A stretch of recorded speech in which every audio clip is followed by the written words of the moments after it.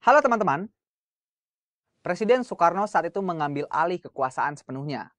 Soekarno saat itu menilai bahwa partai-partai tidak terlalu kuat memegang komitmennya dalam kabinet. Bahkan, banyak di antara pemimpin kabinet atau Perdana Menteri itu gagal dalam perundingan menghadapi Belanda. Nah, lalu kemudian pemerintahan akan dijalankan seperti apa ya ke depannya? Nah, teman-teman, ternyata yang dilakukan oleh Presiden Soekarno saat itu adalah menunjuk wakilnya, yaitu Muhammad Hatta, untuk membentuk kabinet yang bersifat presidensial pada tanggal 29 Januari 1948. Nah, jadi yang akan melanjutkan roda pemerintahan adalah Muhammad Hatta, teman-teman ya. Nah, kabinet ketujuh ini kemudian dikenal dengan nama Kabinet Hatta I. Nah, oke. Namun, Hatta di sini menganggap kabinetnya ini adalah kabinet kawin silang, teman-teman. Nah, apa maksudnya ya? Nah, karena mengemban dua tanggung jawab, teman-teman. Pertama, itu Hatta sebagai wakil presiden, dan yang kedua adalah Hatta sebagai Perdana Menteri. Nah, jadi di sini adalah Hatta bertanggung jawab atau mempunyai jabatan dua sekaligus, teman-teman.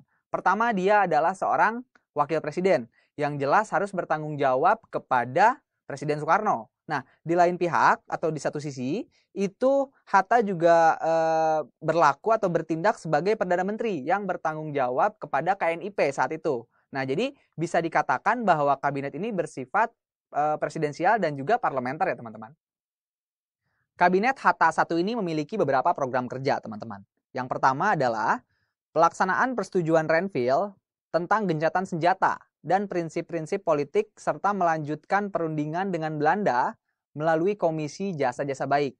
Nah, jadi perjanjian atau perundingan Renville itu bukan yang terakhir teman-teman ya. Namun pihak Indonesia tetap berjuang dalam meraih kemerdekaan secara utuh dengan pihak Belanda melalui diplomasi teman-teman. Nah, kemudian yang kedua yaitu mempercepat pembentukan Republik Indonesia Serikat yang demokratis dan berdaulat.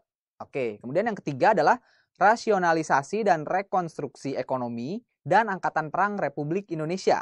Nah, kemudian yang keempat adalah perbaikan kerusakan yang ditimbulkan oleh perang dan pendudukan Jepang. Nah, jadi inilah 4 poin penting yang memang menjadi program kerja dari Kabinet Hatta I ini. Lalu seperti apa ya perjalanan dari kabinet ini? Teman-teman, ternyata perjalanan Kabinet Hatta I ini tidak mudah, teman-teman. Nah, jadi perjalanan kabinet ini itu tidak terlepas dari ancaman dalam negeri dan juga luar negeri, teman-teman, yang dapat mengancam kedaulatan Republik Indonesia. Nah, jadi saat itu gerakan oposisi dari Amir Syarifuddin dan kelompok sayap kirinya, nah itu memang sangat luar biasa menekan atau merongrong Kabinet Hatta yang sedang menjabat.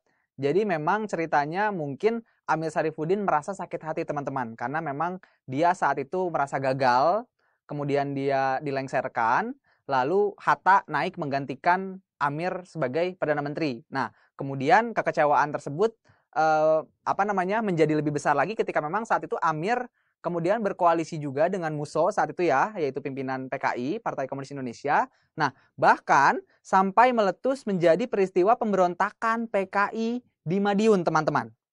Pada tanggal 18 September 1948. Nah, belum lagi nih ya, itu Belanda ternyata melakukan agresi militer Belanda yang kedua, teman-teman. Pada tanggal 19 Desember 1948. Nah, bisa dibayangkan teman-teman. Kondisi-kondisi seperti inilah yang dihadapi oleh Muhammad Hatta pada saat itu. Ancaman yang terberat saat itu ternyata adalah agresi militer Belanda yang kedua, teman-teman. Nah, itulah yang menjadi penyebab jatuhnya Kabinet Hatta I ini. Oke ya.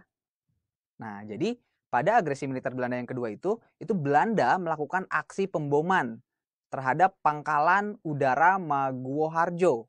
Kalau saat ini sudah berganti nama ya menjadi lapangan udara Adi Sucipto. Nah, yang dilanjutkan dengan menghancurkan bangunan-bangunan penting dan akhirnya merambat ke pusat kota Yogyakarta dan berhasil menguasainya, teman-teman. Nah, saat itu ya. Oke. Nah, kemudian Belanda berhasil menawan Presiden Soekarno, lalu Wakil Presiden Muhammad Hatta, lalu juga Syahrir yang saat itu menjabat sebagai penasehat presiden dan juga Haji Agus Salim sebagai Menteri Luar Negeri saat itu.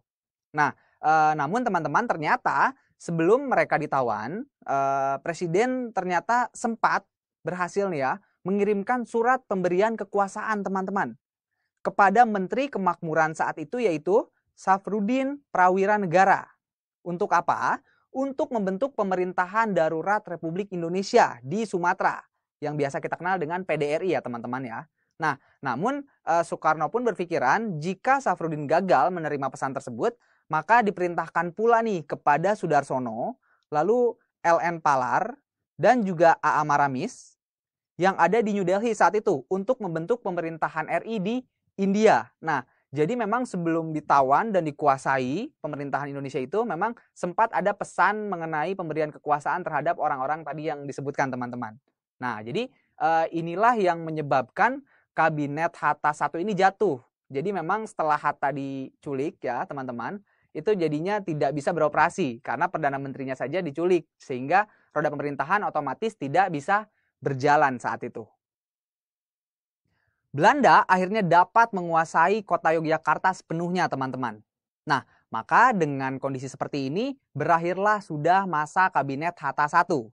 Nah, kemudian dengan diculiknya atau ditawannya para pimpinan RI saat itu dan juga wilayah pusat pemerintahan dikuasai oleh Belanda, maka hal ini kemudian membuat Indonesia memasuki masa darurat teman-teman. Artinya kepala pemerintahan dan pusat pemerintahan itu berhasil dikuasai oleh Belanda. Jadi memang kondisi saat itu darurat teman-teman. Nah, pertanyaannya kemudian apakah status kemerdekaan Indonesia bisa dipertahankan?